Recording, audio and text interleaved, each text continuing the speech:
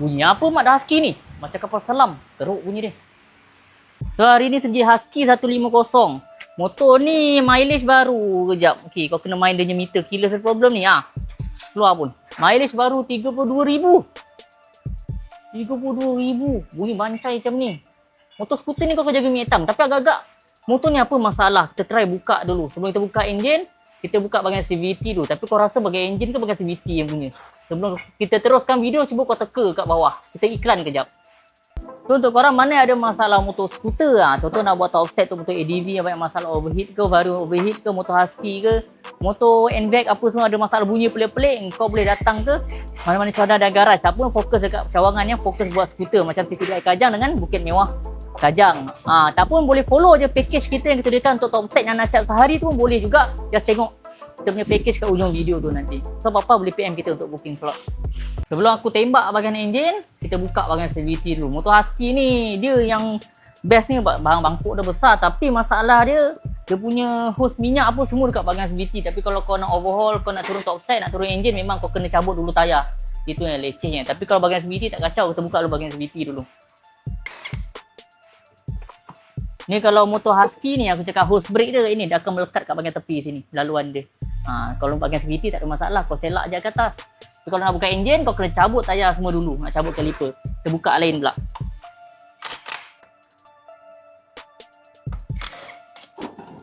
Nampak bahagian CVT macam tak ada apa. Kita try buka dulu.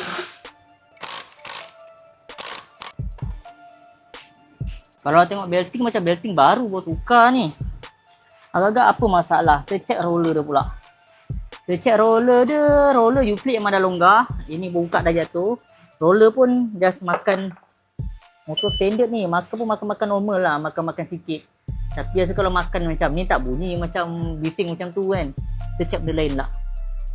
Nak tahu bunyi datang daripada bahagian puli depan atau puli belakang senang je. Sekarang kau cabut bahagian puli belakang. Kau masuk puli depan sahaja. So belting tak ada yang boleh menggerakkan puli belakang. So kau ikat macam biasa. So kalau still bunyi maksudnya datang daripada bahagian puli depan, tak pun enjin. Tapi kalau dah cabut, dah pasang ini tak bunyi senyap, maksudnya confirm datang daripada bahagian puli belakang lah. Tapi kalau still bunyi, cabut pun still bunyi juga, maksudnya dia daripada bahagian enjin. Itu yang kita nak check. So kita bahagian depan dulu. Kita start jom.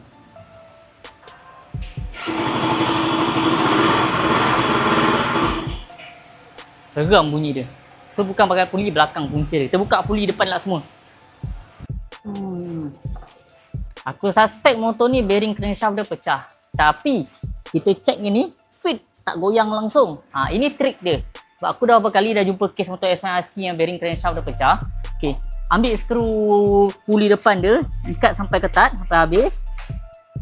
Ambil spana, pusing sikit-sikit sampai cari part yang bearing pecah tu.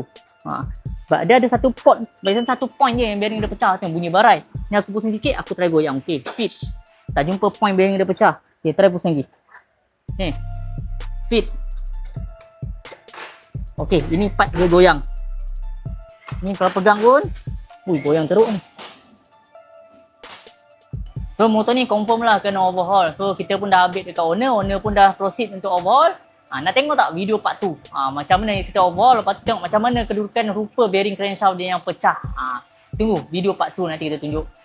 Untuk korang sekarang dekat dalam negara tengah hot pasal package baru masalah penyakit keturunan motor-motor skuter yang tengah jalan sekarang. Contoh masalah motor keturunan lampu temperature naik, gasket terbakar, masalah motor ADV 150 dengan Vario 105 dengan Vario 160, masalah gasket terbakar. So kena buat CV top set and then tukar gasket baru. Ini package kita buat boleh siap sehari tapi kena booking slot. Untuk motor NMAX NVAC ada masalah bearing cam kau selalu pecah. Ini biasa kita recommend yang buat 30,000 mileage dan ke atas. Kita pun buat ada package CV top set yang siap sehari. Untuk masalah ADV 160, masalah all pump makan pun kita ada buat package juga, tukar gear all pump dan all pump sekali one set. Ini biasa bila buat biasa banyak case jadi dekat mileage 40,000 ke atas. And then masalah NMAX dengan NVAX coil magnet kan terbakar, senang terbakar tu kan. Tu kita akan tukar coil magnet Vietnam yang panjang flow direct ke ECU tu nak settlekan masalah tu. So untuk korang ada buat ni boleh PM je, kita tak ada masalah.